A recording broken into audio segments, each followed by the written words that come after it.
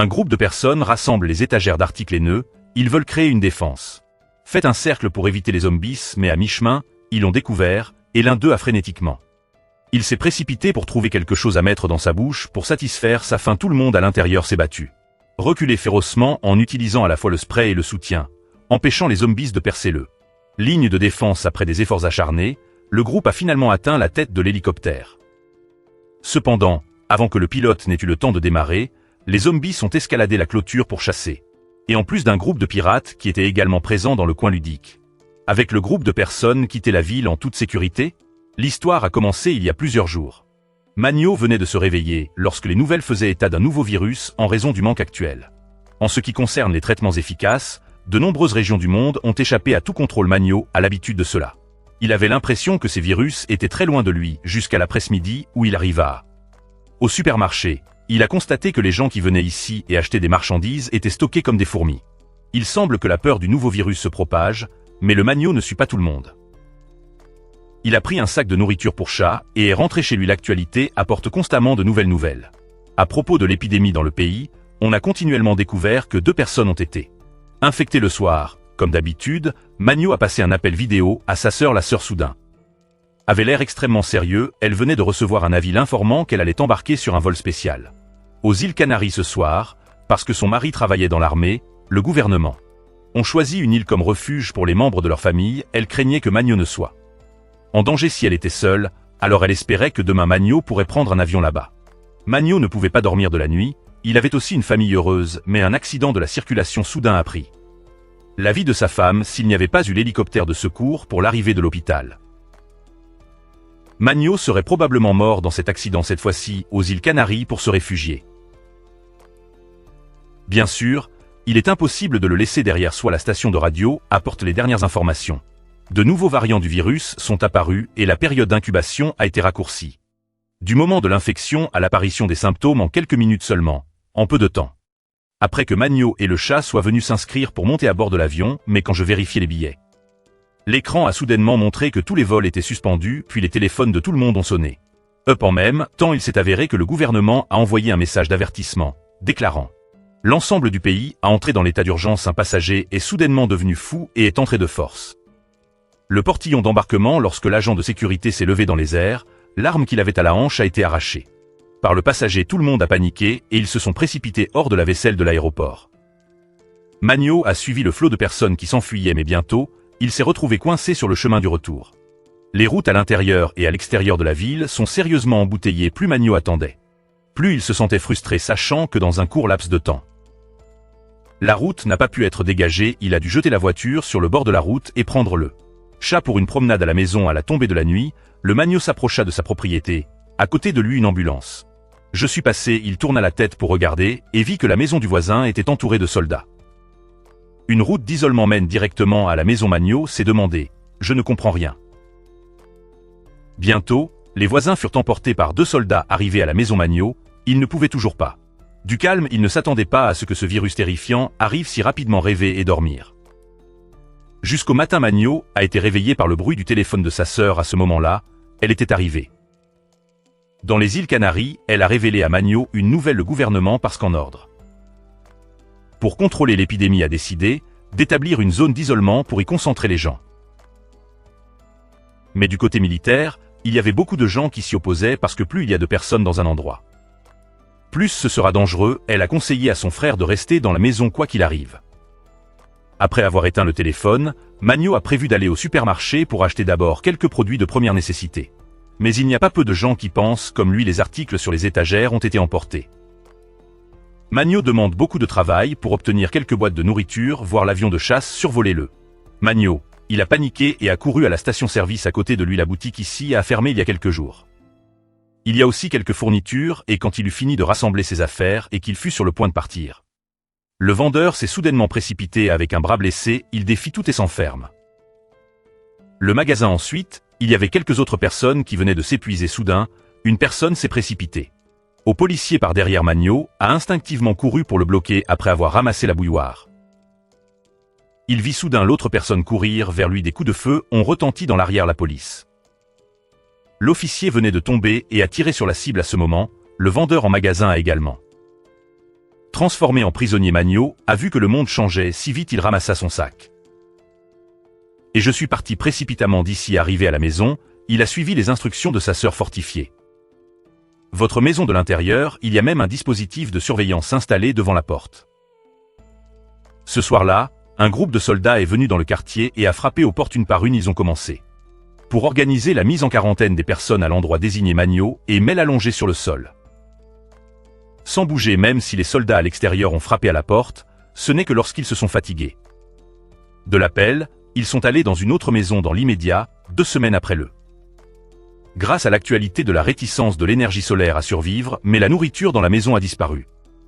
Il a été forcé de sortir à la recherche de nourriture avant que Magno ne soit un passionné de plongée, la plongée. Il a de nouveau utilisé de l'équipement après avoir enfilé la combinaison. Il a également essayé de rester à l'intérieur. Ces quartiers, même s'ils ont rencontré une personne infectée, le Magno est toujours capable de se battre. En cherchant parmi quelques voisins de Magno, il n'a toujours rien trouvé jusqu'à ce qu'il entre.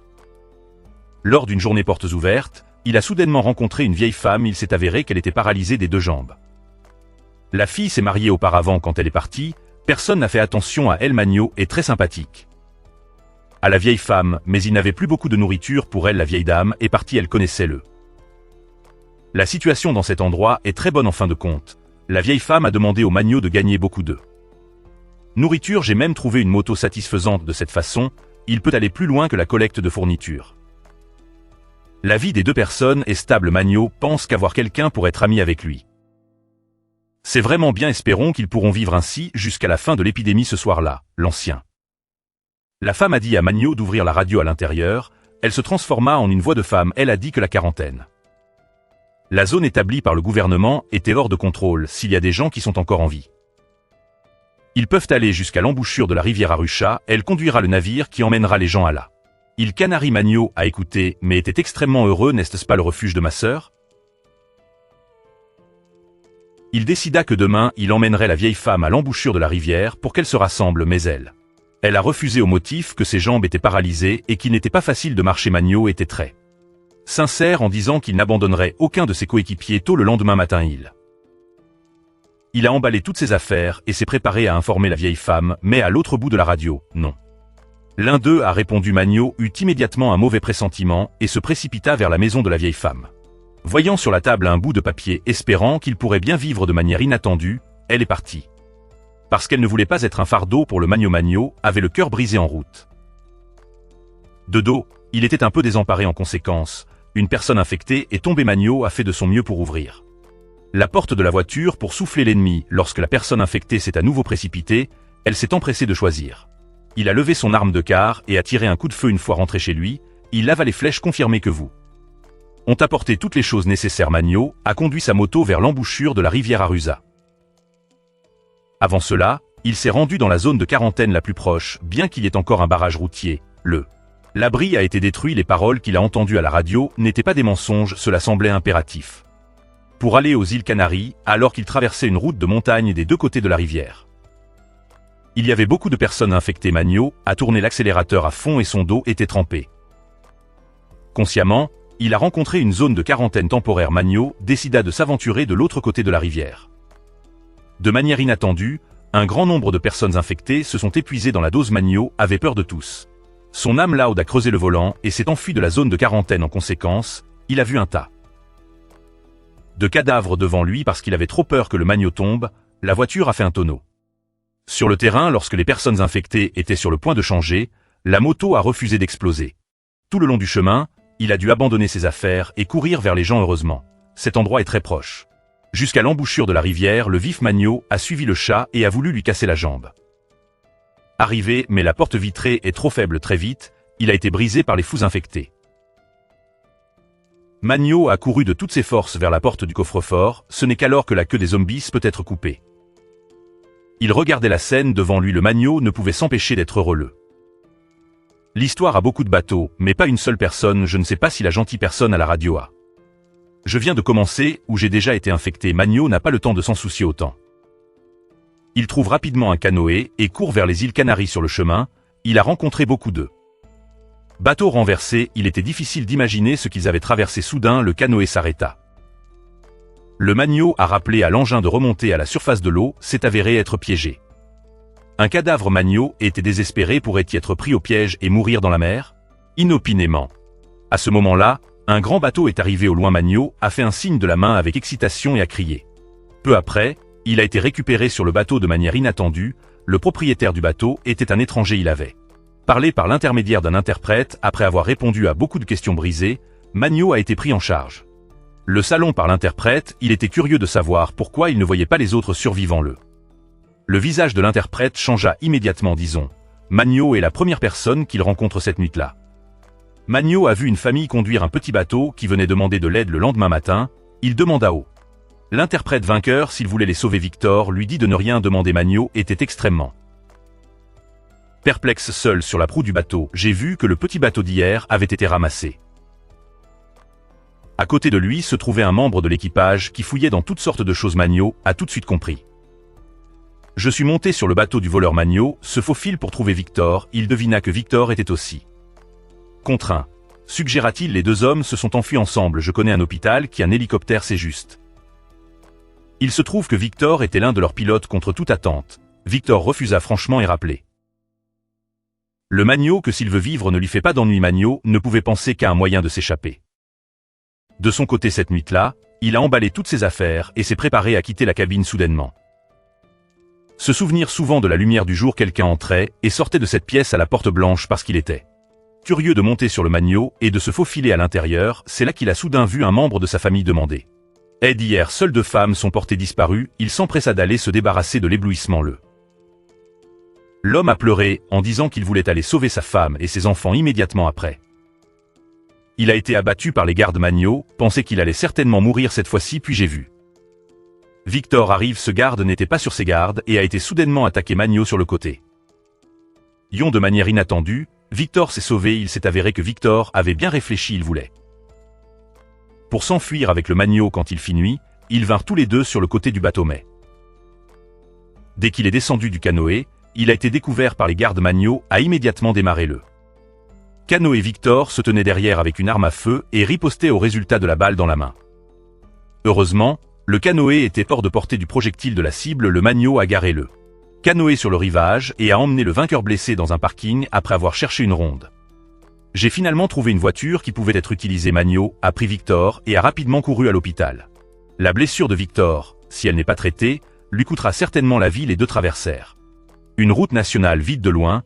Toute la ville semblait perdre toute vie. C'était très difficile de se rendre à l'hôpital. Magno était extrêmement impatient car il n'y avait pas d'hélicoptère.